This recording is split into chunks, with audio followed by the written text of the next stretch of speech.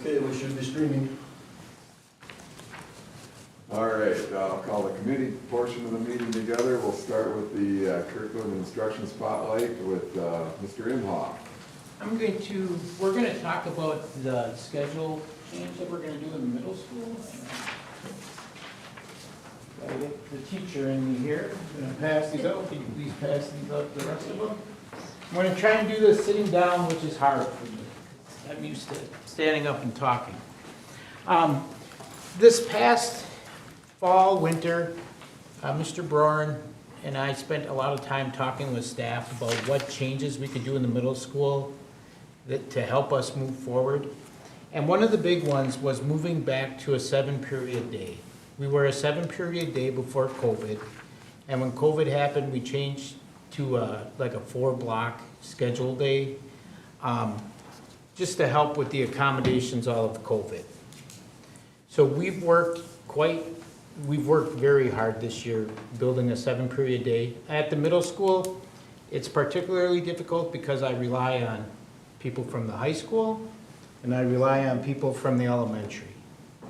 So we came up with this schedule for our 7-period day. You'll see that for each group, there's 4 core times and 3 specials times. The reason why the middle school, we feel like this will be beneficial for our kids is, one, the time isn't as long in our core times. Instead of 88 minutes, it'll be 59. But we are also adding in extra different classes. We'll have a writing lab, which will feed into English, which will be 43 minutes long, which will basically bump our English time up more. This writing lab I'm excited about because Mr. Wandra, I don't know if you know all the work he does, but he worked with a large group of writing teachers from the state, and they built a writing curriculum specifically for middle school. And if you look on the website, there's a 5th grade curriculum, 6th, 7th, 8th. It's all scaffold. It all rolls together. It spirals together. And we're going to use that for that writing class that we're going to put in there. We decided to call it Writing Lab just for that. Another benefit of just having the almost shorter core times is it's hard to keep a middle schooler's attention for 88 minutes. 59 is still quite long, but it's not 88.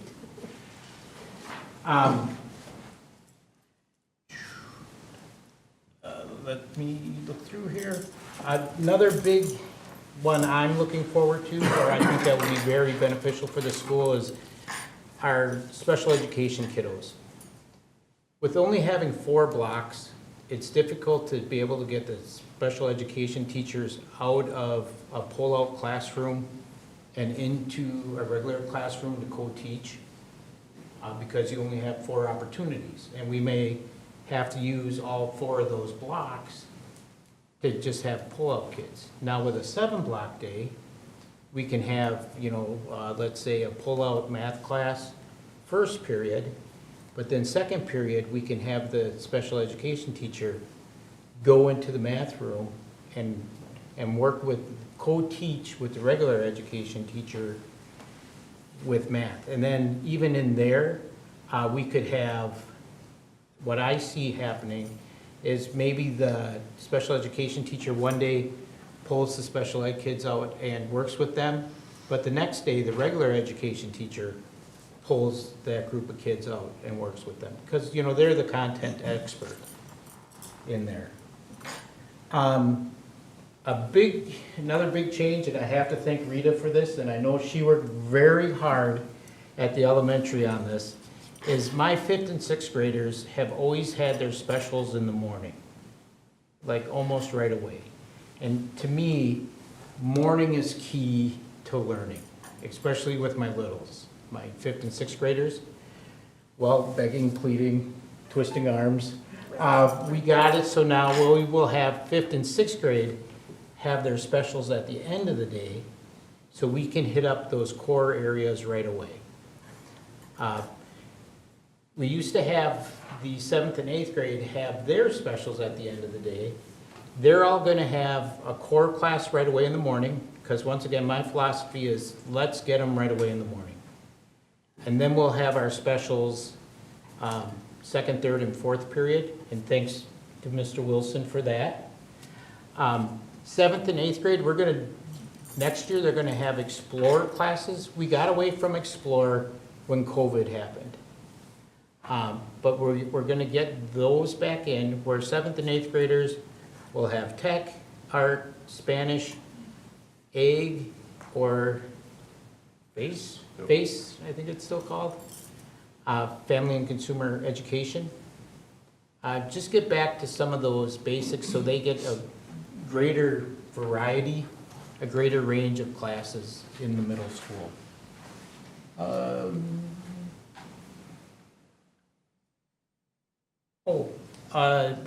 With the block, and I know this was a concern of block, when it first came into the high school, you know, like math, do we have math all year long?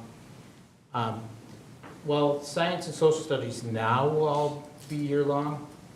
An example is my seventh graders, as sixth graders, had science last fall. This fall, they didn't, and now they're having science again, so there was like a year gap just in science and social studies. This way we can keep up the momentum going in all classes throughout the whole year. So we're gonna do a 7-period day, and I just wanna make you aware of it. Do you have any questions for me? Is there any reason why there's like 4 that are red font? Like where it says like elective 5? Yep. That's because Kelly Kirkhout didn't give me a name when I made this. It's gonna be Healthy Choices. Oh, She's gonna do that. Chris Wandra's doing that 6th grade elective. We've been talking back and forth. He almost wants to do a literature base, but I'm like, hold on a little bit here, because we already have writing lab. We have English going on. I would really like him to focus somewhat on executive function and just how to be a better student, but we're also trying to work that into some academic stuff, so we're still working on that elective. That's why some of them are red. any other questions? I didn't really have a chance to look at page 2. That is the teacher schedules? Okay, that's hard to read. I'm getting old. Well, there's a lot of them. And, well, there's a lot of moving parts in this schedule on, because once again, I pull from the high school, I pull from the elementary, and then I have my own people, and then high school pulls from us for Mr. Wandra in science, and just to get them all organized and where to go. Larkin in science. Larkham, sorry. Any other questions?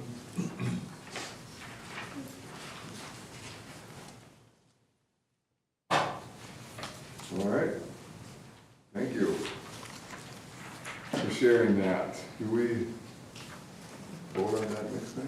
There wouldn't be any action on behalf of the board on a schedule change. Okay. It's under administrative purview. All right. However, if you have significant concerns, I'd argue you should share them. Okay. But typically, things like schedules and, you know, class assignments and those nuances are not voted on by the board. It's not necessary. All right, well, thanks for letting us know what was coming. All right, we'll move on to curriculum and policy and talk about the policy 830 rule guidelines for public use of school facilities. Yeah, so some internal conversations developed as a result of Kurt transitioning into the position that he's in, which has some purview over facility rentals and management as a result of community ed.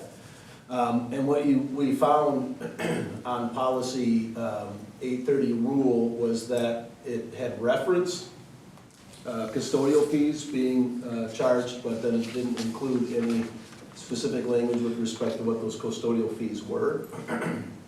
So you see that on the second page, and I'm noticing on the link here that we need to put a page break in there because Fine Arts Center should start on its own page. But So it simply states custodial services will be billed at a rate of $50 per hour per custodian needed. And then the other change is just the word equipment was missing, and that's right on the first page, because it's the facility and equipment use form. So no big deal, just a miss. What I was told is that the $50 per hour custodial fee was what was on a policy previous to this policy, which for some reason it was excluded. It just, I'm thinking it was an oversight. The other circumstances around the policy are relevant, and I don't see any need for changes. We reviewed it, myself, Kirk, other administrators, Tara, just to check it over. And so you don't see major modifications, but that also led to some conversation around things like booster volleyball, booster basketball, and various clubs that use the facilities. Because, of course, if it's during the school day or when our schools are staffed with custodians even into the evening, so generally Monday through Friday, not on holidays, that kind of thing, and an entity uses the facilities, they're clean as a normal course of the evening duties of whatever custodians are on duty. And so we do not charge for custodial fees. But there are times, if we don't have school, Saturdays and Sundays, or potentially like, spring break week or something like that, that if an outside group was utilizing the school facilities, we would have to pay a custodian to come in and be available, because sometimes a fire alarm could go off, or something happens with water, or whatever, cleanup needs to take place. We have that, but we also have getting the school back to, or whatever they're using back to where it needs to be, so that when kids arrive on the next school day, we're good to go. From what I was told, in some cases, groups are charged for those custodial fees, and in other cases they weren't. So I just wanted clarity from you guys with respect to what the normal approach and protocol would be. Keep in mind that the district itself is not obligated to underwrite the cost of custodians for outside groups. If we do underwrite the cost for custodians for outside groups, that would come from Fund 80, not from Fund 10, so it wouldn't have a significant impact on our ability to, pay staff, pay for benefits, fund programs, and all of the things that we do as a school district. But of course, there is a cost associated with that. When you have a circumstance too, and part of the reason that it's not abundantly clear to me, where you have a community group such as a booster club group, who is, of course, they're open to anyone, so you can have any student that's from the community in booster club, just like community ed, so that's not really the concern. But we recognize that the vast majority of the students involved in that are district students, right? And if they're in booster basketball, for example, and when they're done with booster basketball, they go into middle school basketball and the high school basketball, they are pretty much feeding our program. And most of the time, the booster clubs that support our athletics, the various booster clubs, support our athletic programs, both financially and also with their own time and energy.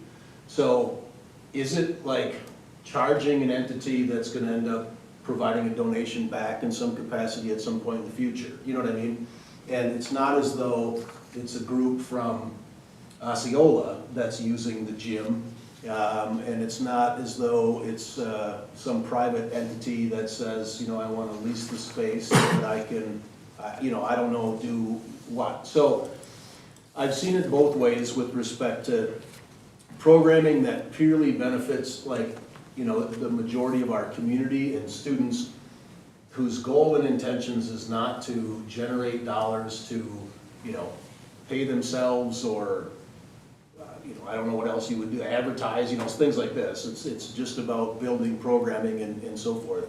I've seen districts that would waive those costs for custodial fees, because of course we can cover that cost out of Fund 80.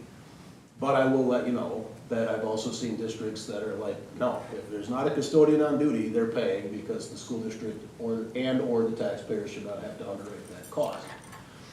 Because there wasn't necessarily consistency prior, and because Kirk's new, I want to ensure that we're doing exactly what your interpretation would be in terms of the school district, and we will proceed accordingly. Like I said, I can see either way, and it's not as though the booster clubs are knocking down thousands and thousands of dollars. And so it can be a financial hardship. For example, they might have to increase their fees to kids or fees for teams to participate in a tournament they host to cover the cost, because if you're talking two, 8 or 10-hour days on a weekend, 2 gyms, 2 custodians, you're talking about quite a bit of money. That's not gonna be cheap, but now for 2 would be $100 an hour, and so you're looking at upwards of $1,800 to $1,000 to make that happen. So, I'm not saying it's not achievable. As I said, it's happened before in other districts, but I also want to ensure that there's consistency.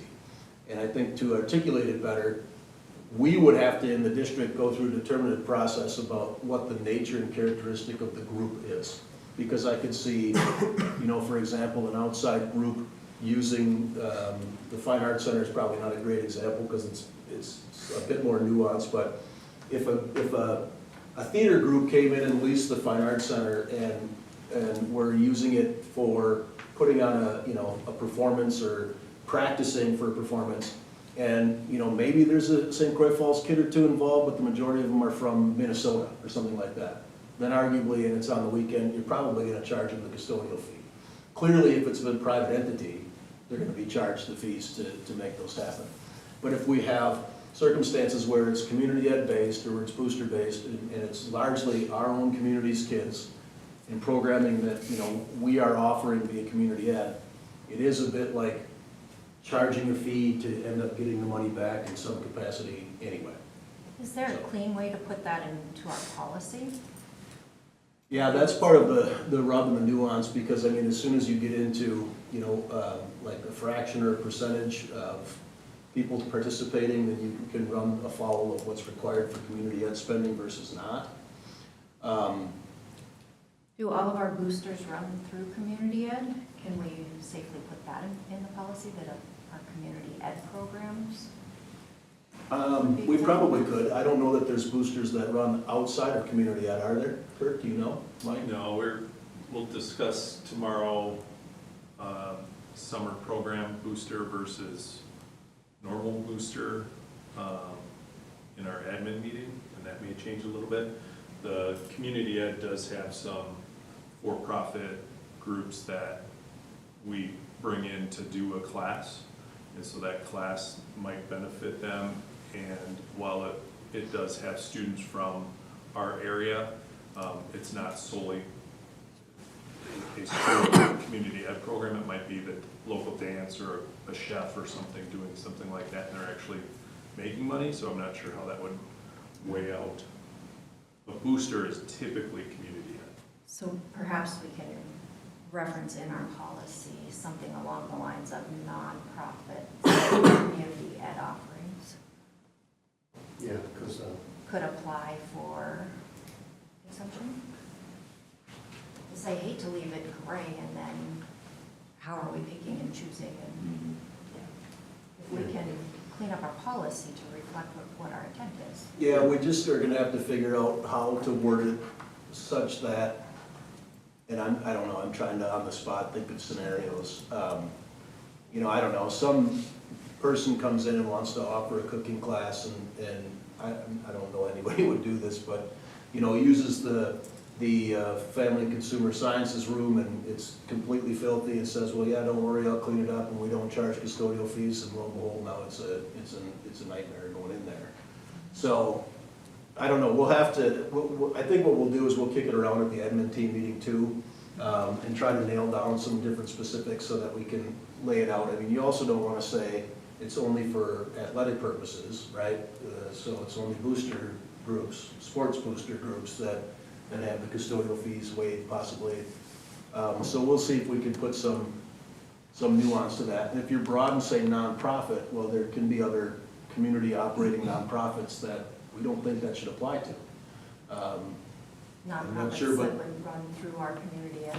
well, not necessarily run through community ed, maybe just leasing the facility out. So we'll talk more about that and come up with something that we can Can I hang our hats on? add as a carve out, sure. yeah, It might be hard to define nonprofit at that point, because you have to have a, 501c3. right, and Yeah. booster programs aren't Don't going to have that.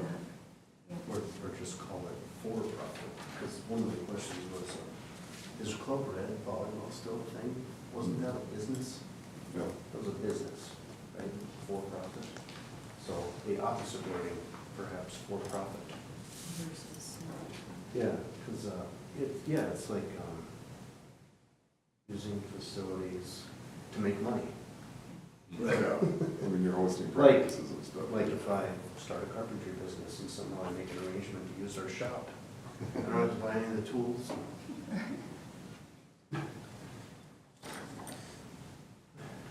Yeah. I know, like, the booster basketball, they used to pay, didn't they? I mean, I'm pretty sure the girls did when they had to pay the $50 an Yeah, it was hour. that minimum fee for Mhm. a weekend, Yeah. or a Saturday. But then like the Saturday morning biddy ball type stuff, I'm sure that they didn't have Right. everything with that. Right. Yeah, So the definitely community ed greater. gets a portion, a percentage of the fee that the kids would pay, their parents would pay. And part of it goes to the booster, part of it goes to community ed, Mhm. and that fee is supposed to take care of it. The biggest issue is a Saturday tournament where there's not a custodian on staff, and it requires like an all-day ask, and then a volleyball tournament, the bill came up to $1,200 potential, and that was just too much for them to run the tournament here, so. And um, in those scenarios, that's, I think, good for our district to have those schools in and those kids in and those families in. So would argue that we need to be careful that we don't exclude ourselves from hosting tournaments.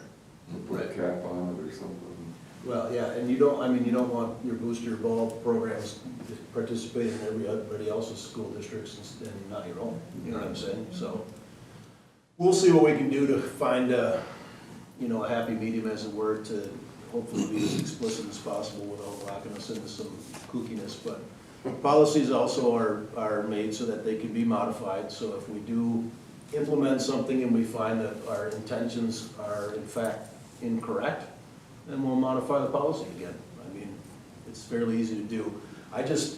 The part I struggled with was saying, yeah, you gotta pay $1,200 to have custodians, and then knowing that, the booster club might raise from doing that, from charging fees, entrance fees, and ticket sales, for example, to come to the tournament, might get, if they're lucky, $2,000, or $1,500, and then they're paying $1,200 in custodial fees. So, Do we have to pay for the bingo last year? We did. We paid custodial fees. Kitchen fee, something like that. Didn't mean to put you on the spot. I had to think about it. That would be for the Star Foundation. yeah. We can do that right here, can Yeah. we? All right, any other questions or comments? There's a middle ground, like, also just like in your brainstorming notes, cost share. So it's half the cost. Well, For-profit events or something. So, I know we're approving this tonight, this policy, are you gonna bring it back? Yeah, so you'll see it again on the 21st of April Okay. if we're ready, otherwise we'll just pause it until May. Yeah. Hi, Docs. Sorry, Good to see you again. The next item is the board member to be on the health and wellness committee. Yeah, so the school district, per statute, has to have a health and wellness committee. Typically, that's spearheaded by, the food service director. There's also a litany of other individuals, including staff and parent reps and so forth, that are invited to be on that committee. And we do not have a board rep. I think, I'm not 100% clear, we have, whether it'll be a virtual meeting or an in-person meeting, and I'm guessing we can accommodate both. But once we have a board member identified as an individual interested in being on the Health and Wellness Committee, then what we'll do is get the meeting scheduled for the year. That's an annual commitment, so every year we have to do a meeting of the Health and Wellness Committee. And that discusses things like policy, items like not only what's going on in food service in terms of what we're, feeding kids or not feeding kids, but also more holistic health and wellness practices in the district in terms of, activity and bike to work or school, those sorts of things. So it's kind of an all-encompassing committee. But I will also mention it's as a result, it's a board-derived committee, so it will also be posted, publicly posted, that there will be that meeting taking place with a board rep on it. And from that committee, there will be recommendations made to the board primarily via policy, because as you probably realize, most of what we do in terms of food service is governed by either the federal government or the state government in terms of portion sizes and, allocations of various things and prices and, almost everything under the sun. So all I'm looking for is somebody that said, yeah, I'm interested, and we'll mark you down. It does not require any action as long as we know that we have a board member that's interested, we'll just loop you in. Do you have an idea of when they would intend to meet? Is it before school kind of thing, or? Well, we have not established a date yet. You mean before school time-wise, or Yes, yeah. like at Is it 7 a.m. or 7:30? Yeah. I would guess, because there's a significant number of our own staff members that are gonna be, involved, so I would think it'd be either before 8 a.m. or after 3:30 p.m. Yeah. My mornings are not my own, so. I'm not. How many times would they meet? We're only required to meet once per year, and so we gotta get one in here before the end of this school year, so that'll be in the next month or two. And then it's just whenever we get our act together, get the word out, and make sure we got some content to go over with the committee. Anybody interested? I would do it, but that would kind of speed up your guys' timeline, because I have a month or less, but I could do it this year. But I'd be interested if there's nobody else that could commit. Well, the other thing that we can do, as long as we know that you're the person that's willing to be the rep to Sheena, is you may miss the first meeting. That's not the end of the world. So we have to have the opportunity and we have to have board involvement, but it's not mandatory. You know what I'm saying? Okay. So, and I wouldn't recommend saying I'll be on a committee and then not showing up. That's not where I'm going with this, but given the context, I think it would be perfectly acceptable. Like, look, it's scheduled for whatever, late April, and I can't make it because of, personal circumstances. That's totally fine. Yeah. Should we just do that? I am completely fine. If everybody else is fine, I will volunteer. Beautiful. We'll let the minutes reflect that Tashina Rager has thusly volunteered. Just email me a date. Yeah, Amy or I will be in touch Sounds good. as we put it together. I was gonna nominate Doc. I'll do it.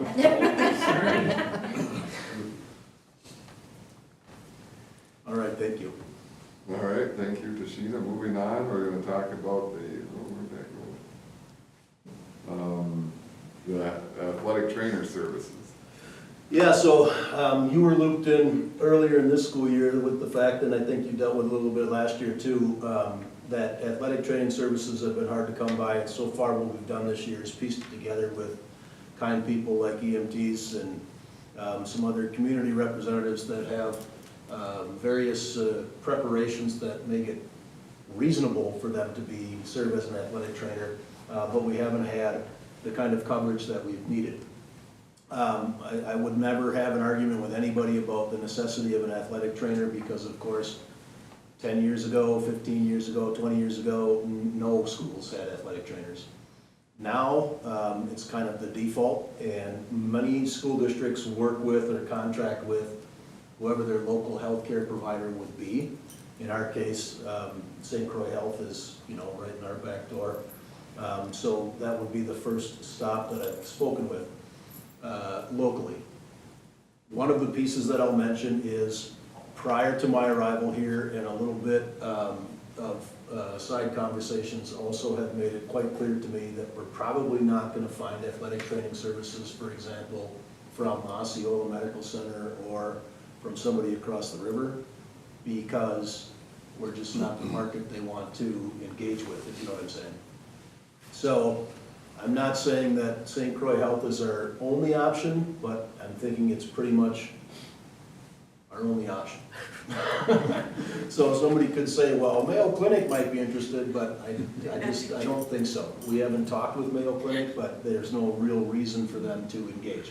One of the reasons that, make no mistake about it, that local hospitals engage is because at an event, they'll probably fly a banner or a flag or you know what I'm saying, like I don't mean like a flag, like a American flag, I mean like those, St. Croix Health banner, I don't know what else you call them. That sort of thing, just to get some recognition, some marketing as it were, and then, of course, as they do their referrals and talk with kids, that some of that business may be directed to St. Croix Health, but they're under no obligation, so this is not like you're required to follow up with St. Croix Health, it's just that first point of contact. As it stands now in this day and age, whether we like it or not, there is daily contact almost with the athletic trainer. And talking with Tara, our athletic trainer will find themselves busier on non-game nights than they do on game nights.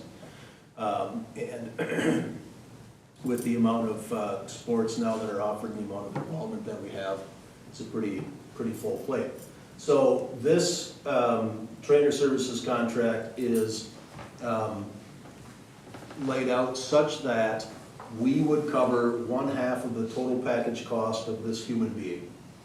However, we would have 9 months of their services, or arguably even 10, because football and some of the early fall sports start typically by the second week of August. And then there are some things that can trail into June, such as track if we have kids going to state, and I think baseball, softball can trail into early June too. So we would have this individual on a full-time or near full-time basis for the duration of the school year, and then during the summer and during lower times, because there's about a week or 2 weeks in between the close of the fall season and the opening of the winter season, depending upon how teams do, and the same thing with winter, folding into spring, so there can be a few weeks downtime during the school year. But during that time, that person would be working with St. Croix Health, so they would be doing, assisting with physical therapy and those things of that nature. So I worked with Mike Uso, the president and CEO, I'm not sure if he's president, he's the CEO of St. Croix Health, to work through and develop this contract, and that's what you see here before you. It is roughly $40,000 because you're talking about a total package cost. However, I have a significant degree of confidence that we'd be able to cover that cost out of Fund 80 because of the nature of the athletic programs. So last year, 2 years ago, we must have been with OMC. Anybody remember? Has it been 2 years since we had one? I know I remember seeing OMC people. So you were at like state volleyball, that was 3 years ago. Yeah, I think Terry's just kind of been able, she's got a relationship with the OMC trainer that she would ask him to come and cover for some of the tournaments and stuff, but I don't even know if we got paid for any of that stuff, but. Well, and so there's something with availability, Yeah, like it's. because he's pretty busy with us too. So I guess my question is the cost that we probably wasn't what we're going to be paying moving forward, because we had, Kurt filling in as EMT, Doc was doing it as a care, whatever. Correct. Right? Yeah. And according to Tara, that's what they did last year too, to fill some gaps. It's kind of on an as-needed basis. Yeah, And they did pay, I know for a fact, they paid the athletic trainer from Osceola Medical Center when he came, Oh, paid for those services. good. Well, it's nice to have somebody there. I know I was there when that kid dislocated his knee and Kurt had just left. And I was up cooking dinner for the boys and they called me down. And, if I had been there, nobody would have been there. It's nice to have somebody there with serious, dislocations and stuff. So. And we would also have a seat at the table in terms of hiring too. So they don't have the staff yet? No, if this is approved, what we'll do is sign an agreement, then they'll post and fill the position, so this will be for next year. Are they looking to do this at other schools? Like Unity and? There was conversations about a possible shared position too, like between us and Unity, in talking with Tara and Tara speaking with their AD. We would end up being in the same boat because you would only have roughly half of your things covered. And ironically, games and practices all occur at the same time. I mean, schools are on the same schedule, so having somebody half-time would mean we'd have to find somebody else for the other half of the time, is really what it comes down to. So it'd be the same as what we're doing now, just a little less of a hassle. I was just thinking more along the lines of if for some reason this trainer is sick and has to miss a few days, you know, then they're out, if they don't have somebody to backfill. I mean, they may not anyway, because they could be at another school. Yeah, I don't know how Most of the absences work. coaches, we've taught how to like, tape ankles and stuff, so, I mean, like in football last year, everybody, you know, Grant and I, we would tape everybody. And so that, you know, short term, and same with wrestling, I would just, you know, they'd call me down and tape if somebody wasn't there, so. That's the big thing, is taping for practice. Of course, if somebody gets a concussion, that's the big worry, is that it's nice, really nice to have somebody there to do the concussion protocol and to do the evaluation right away and make sure that the kid gets the care that they need. Do you remember, anybody remember what the agreement was before? Was it half and half?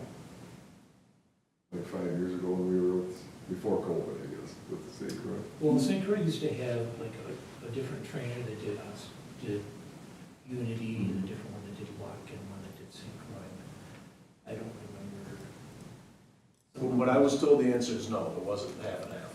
It was like, I think a base fee that was paid. Yeah. Yeah, then there was the advertising and some of that kind of stuff was incorporated, if I remember right. And that frankly is the status quo, that's what we had in Rapids, and I think that's what's going on in Osceola, I don't know that for a fact, but. He's been there a long time with us, so. We noticed the agreement, because it's a half-time position, they mentioned 20 hours per week, not to exceed 20 hours per week. Is that concerning? Or is that what you expected in this agreement? Well, the conversation was around that we have them full-time during the school year. Is 20 hours a week full-time? I mean, I know it's not, but how close is it to covering all our games and practices? Well, you're gonna be close to getting there, because if you figure on a normal evening, practices start, say, 3:30, 3:45, they're gonna be wrapped up by 7, 8 o'clock, right? Usually. Give or take, and then you throw game nights in there, and those of But we course do a go lot of later. traveling. Usually our trainer doesn't. Only, they haven't Yeah. traveled. only home. Yep. Well, yeah, they rely on the other schools, you know. Yeah, I suppose. The 20 does, I don't know, to me it seems kind of short. I wonder if maybe we can get on. They have one wrestling tournament on a Saturday, they're gonna get 10 hours right there. Yep. So maybe that can be renegotiated, maybe 30 hours during this active seasons. I'll make sure that that it's clear that we have the time we need based on this during the school year and athletic seasons. When I breezed through this, I didn't see 20 hours. And if you control F, it says 20, you can find it in there. I saw it somewhere, I'm not finding it right now. It doesn't seem that much of this 40 grand. Yeah, 43, something, is that schedule for you? Page 7. Yeah, exceed, yeah. It says, providers' total service hours shall not exceed 20 hours per week, inclusive of student contact days and home game coverage. Yeah, I'll talk about that, so we'll get that rectified. Catch run.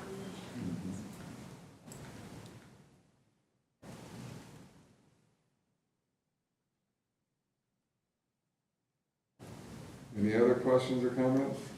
We're not voting on this tonight, right? Did it come back? You got it.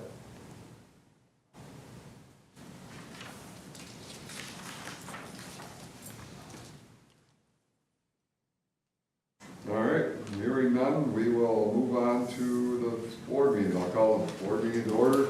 We'll start with the pledge of allegiance. I pledge allegiance to the flag of the United States of America and to the republic for which it stands, one nation, under God, indivisible, with liberty and justice for all. Roll call vote. Matt Bryce. Here. Tashina Rager. Here. Steve Bont. Here. Ronnie Schuler. Here. Brett McCurdy. Here.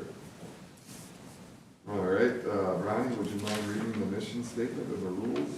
The mission of the School District of St. Croix Falls is to provide a supportive, student-centered learning environment that cultivates character, fosters academic excellence, and embraces diversity.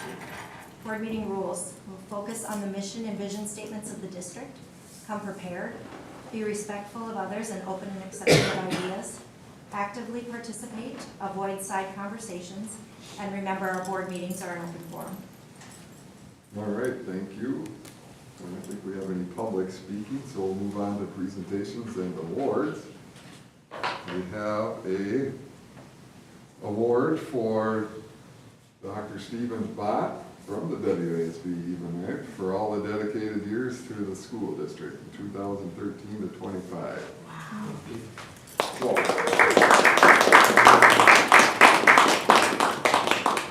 thank you, Doc. It's been an honor to be on the board. There you go. All right. 12 years. Do we want a nice picture of that, you guys? Yes. Do we want a nice picture? I think so. Yes. I got some quick. Oh, you got, I got quick snaps, not nice pictures. Since they're both standing there. Yes. Well, you're gonna get right in our face. no, not too close. Enough like she is. You guys are backlit. Yeah, there we go. Oh, so handsome. Got it.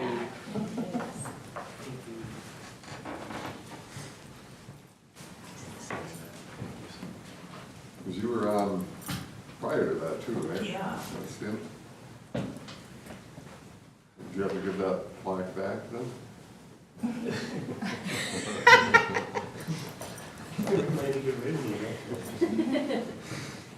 All right, moving on. Thank you very much for all your years, Doc. Curriculum and policy, we're gonna review and vote on increasing the teacher substitute pay to 70% of base salary, beginning with the 25-26 school year. Now, that's what we talked about at the last meeting. If not here, any other discussion? If not, I'll take a motion to approve it.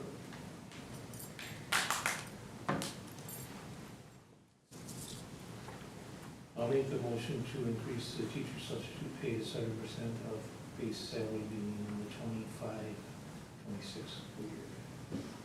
We have a motion by Steve, a second by Matt. Is there any further discussion? Do we need to roll call this, Lorraine? No? Well, if you look at it maybe as a whole, you should, but, Yes. No reason not to. Yeah. okay. I don't think it's required, but it doesn't hurt. Matt Bryce, Yes. Tashina Rager, Yes. Steve Bont, Yes. Ronnie Schuler, Yes. Brett McCurdy. Yes. All right, moving on. We'll vote on the full-time district substitute position to begin in the 25-26 school year. Again, that is something else that we talked about last month, meeting too. I'll make a motion to approve a district substitute position full-time beginning in the 25-26 school year. A motion by Ronnie, I'll second. second by Tashina. Any further discussion? All those in favor say aye. Aye. Opposed? Motion carried. The next one will be the vote on the hiring of the candidate for the head football coach. And the name recommended is Dustin Vickerman.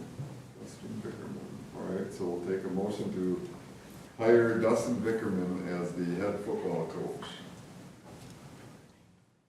I'll go ahead and make that motion for the hiring of Dustin Vickerman for the head football coach position. All right, we have a motion by Tashina, I'll second it. second by Steve. Any further discussion? All those in favor say aye. Aye. Opposed, motion carried. All right, now we'll look at the resignation of Jonathan Broshik, basically the band teacher, instrumental music teacher. The resignation was in the packet. I'll make a motion to accept the resignation of Jonathan Brosh as our instrumental music teacher. The motion by Ronnie, Second. the second by Matt. Any further discussion? All those in favor say aye. Aye. Opposed? Motion carries. And then the next is the resignation of Beth Lafrate, did I pronounce that right, the fourth grade teacher? Diafrate. Capital I. It's an I. Oh, Iafrate. Makes sense, it's not a lowercase l. That's the first letter of it. You got it. Beth Iafrate. I'll take a motion. I'll make that motion to accept the resignation of Beth Iafrate, grade 4 teacher. All right, we have a motion by Tashina, I'll second that. second by Roddy. Any further discussion? All those in favor say aye. Aye. Opposed? Motion carries. All right, moving on to upcoming events. Next, we have an announcement. This is with sincere thanks. Your kindness and concern have meant so very much and will always be remembered. Family of Betty Innes. All right. All right, now we'll move on to upcoming events. Remember, our next meeting is Monday, April 21st at 5:15. I will not be at that one. It's dangerous. You would vote on new position. Yeah, well, I think they've already been elected, so. Oh, brother. Behave yourself. Welcome back, Madam President. You're so ill-behaved. The next meeting will be May 13th. May 27th will be the second meeting in May. Just another thing to keep thinking about, there'll be a lot of events coming up in May, graduation, scholarship nights, all that kind of stuff. We should be looking at board representation at those things. Once we get some, maybe next week, we can get some dates out. We'll want 8th grade recognition. Oh, 8th grade recognition. We'll make sure we get dates to you. Yeah, so we can start planning on that stuff. And can I stop you there for a second? So for the month of May, is it appropriate to say that I will probably be out the full month of May, even though we don't have maternity leave for school board? But I just wanted to make that statement that I probably need to be out the full month of May. Makes sense. Okay. Another good show. And then June, we're scheduled for two meetings as well. The 10th and the, And that's a typo, it should say the 24th, not I was the gonna 14th. say, that's pretty close together. All right, Ryan, you wanna discuss the rules? I do. Looks like we were well behaved. We focused, we were prepared, respectful, participating, avoiding side conversations. Well done. All right, with that, I'll take a motion to adjourn to executive closed session pursuant to section 19.18 or 19.851C of Wisconsin statutes. I'll make that motion. A motion by Steve, A second? second by Tashina. We'll do a roll call vote. Matt Price, Yes. Tashina Rager, Yes. Steve Bont, Yes. Ronnie Schuler. Yes. Brett McCurdy. Yes. We are in closed session. Congratulations, Don. Thank you.